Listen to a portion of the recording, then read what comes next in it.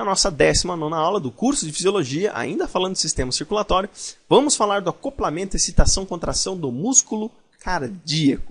A gente já viu como esse processo acontece no músculo estriado esquelético e no músculo liso. Nessa aula a gente vai entender um pouquinho como esse processo acontece no músculo cardíaco. Então, nessa aula a gente vai tratar um pouquinho da comparação do acoplamento, excitação, contração do músculo esquelético em relação ao músculo cardíaco, visto que existem algumas semelhanças entre eles. E vou mostrar para vocês o mecanismo de acoplamento, excitação, contração do músculo cardíaco, do coração. Como é que esse processo se desenvolve, beleza? Essa aula vai ser bem curtinha. Então, para começar, no quadro comparativo do acoplamento, excitação, contração do músculo esquelético em relação ao músculo cardíaco, primeiro de tudo, a gente tem que saber que os mecanismos de contração da musculatura estriada cardíaca seguem os mesmos princípios da contração da musculatura estriada esquelética. Ou seja, o cálcio ele precisa se ligar à troponina C, que vai expor a actina, vai deslocar a tropamiosina para expor a actina, para a cabeça da miosina se ligar com a actina, hidrolisar o ATP que está na cabeça da miosina, deslocar o filamento de actina para promover a contração, ligar um ATP na cabeça da miosina, desligar a cabeça da miosina e quando o cálcio desliga da troponina C, a tropamiosina encobre novamente a actina. O processo é o mesmo. Se você quiser saber com mais detalhes, dá uma olhadinha na aula 8 do curso aqui de Fisiologia. Porém, existem diferenças entre eles no tocante ao fluxo de íons e ativação e inativação de canais e bombas iônicas. Então, pequeníssimas diferenças que a gente observa são importantes para a gente determinar o acoplamento, excitação, contração do músculo esquelético e do músculo cardíaco. E essas diferenças a gente pode dar uma olhadinha nessa tabela, basicamente, no tocante ao fluxo dos íons e ativação e inativação de certos canais. Por exemplo, no caso da despolarização, quando a gente fala do músculo estriado esquelético, tanto os canais de sódio químico dependentes como voltagem dependentes devem ser ativados para promover a despolarização neste tipo de músculo. Já no músculo cardíaco, nós não temos a presença dos canais de sódio químico dependentes. Apenas os canais de sódio voltagem dependentes nas fibras rápidas. Porque esses canais eles somente são ativados com uma pequeníssima variação de potencial de membrana para cima das células musculares cardíacas. E, obviamente, esse perfil despolarizado no músculo cardíaco ele é mantido também pelos canais de cálcio e voltagem dependentes, que é no caso do platô que a gente já discutiu aí no curso de Fisiologia.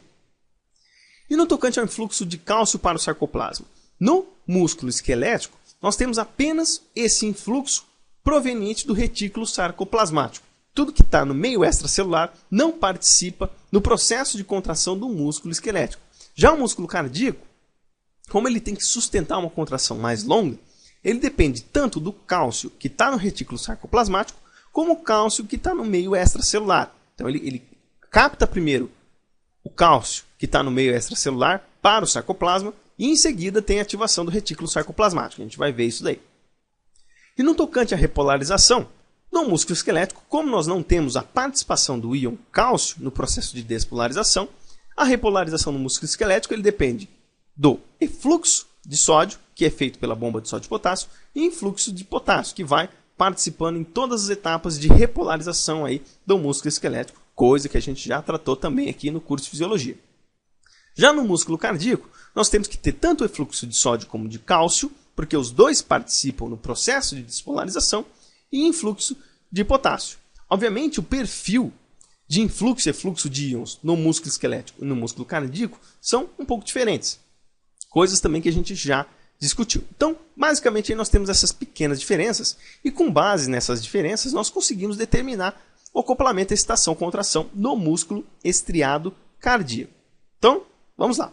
Como o perfil de contração e anatomicamente existem certas semelhanças do músculo estriado esquelético com o músculo cardíaco, a gente pode usar as informações semelhantes a que a gente viu no músculo estriado esquelético. Então veja, no músculo cardíaco nós temos também os túbulos T, ok? Então vamos colocar o túbulo T aqui.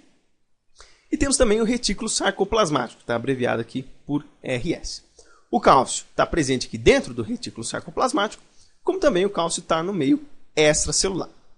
Então, para a gente entender esse acoplamento, excitação, contração, primeiro de tudo a gente desencadeia uma despolarização.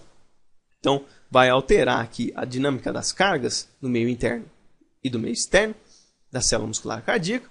Quando isso acontece, canais de cálcio que estão presentes na membrana aqui do túbulo T vão jogar o cálcio que está no meio extracelular para o sarcoplasma. Quando a concentração de cálcio no sarcoplasma começa a aumentar, isso promove uma ativação dos receptores de rianodina que estão presentes no retículo sarcoplasmático. Esse receptor de rianodina ele também permite que o cálcio que está aqui no retículo sarcoplasmático vá para o sarcoplasma. E aí, aumentando a concentração do cálcio no sarcoplasma, ele vai desencadear a sinalização para promover a contração do músculo cardíaco. Então esse é o primeiro ponto, onde ocorreu a despolarização e aí promoveu a contração. Em seguida, acontece a repolarização da musculatura estriada cardíaca, ou seja, começa a se alterar a concentração dos íons cálcio, sódio e potássio dentro e fora da célula muscular cardíaca. Nós vamos voltar para um estado negativo, interior aqui da célula muscular cardíaca, e aí vai ocorrer o relaxamento. Nesse processo de repolarização, então, nós temos o fechamento dos canais de cálcio, tanto do receptor de rianodina como o canal de cálcio que está presente aqui na membrana do túbulo T. Nós vamos ter, então, um relaxamento muscular com a liberação do cálcio lá na troponina C. O cálcio, por sua vez, numa condição onde está se voltando para estados negativos internos da membrana, ou seja, o potencial de membrana da célula está voltando para um estado negativo, o cálcio ele passa a ser captado pelo retículo sarcoplasmático através de uma ATPase, a bomba de cálcio dependente de ATP. Então, por gasto de energia, o cálcio que está aqui no sarcoplasma volta a ser bombeado para o retículo sarcoplasmático. Mas veja que o cálcio ele também foi proveniente do meio extracelular. E como nós temos muito cálcio aqui invadindo o sarcoplasma, esse cálcio que está no meio intracelular, ele vai ter que voltar para o meio extracelular. E quem vai fazer esse processo é um trocador, que nós chamamos de trocador sódio-cálcio, que ele vai jogar o cálcio para fora e o sódio para dentro.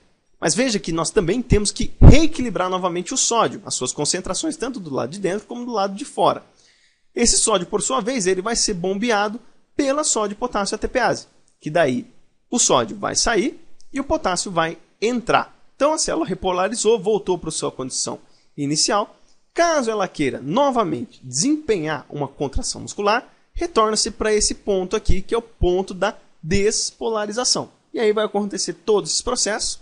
Contrai, inicia-se a repolarização, torna-se a ficar negativo internamente aqui na célula muscular cardíaca, fecha-se os canais de cálcio aqui presente no túbulo T, fecha-se o receptor de rianodina, desliga-se o cálcio da troponina C, ele fica livre aqui no sarcoplasma, e aí ele é captado por uma bomba de cálcio que está presente no retículo sarcoplasmático, e o cálcio excedente que está no citoplasma, aqui no sarcoplasma, é jogado para fora por intermédio do trocador sódio-cálcio, aumenta-se sódio no meio interno, e o sódio, por sua vez, que entrou por intermédio desse trocador, ele é jogado para fora novamente pela sódio-potássio ATPase. Beleza? Então é isso aí. Foram essas referências que eu utilizei para essa aula.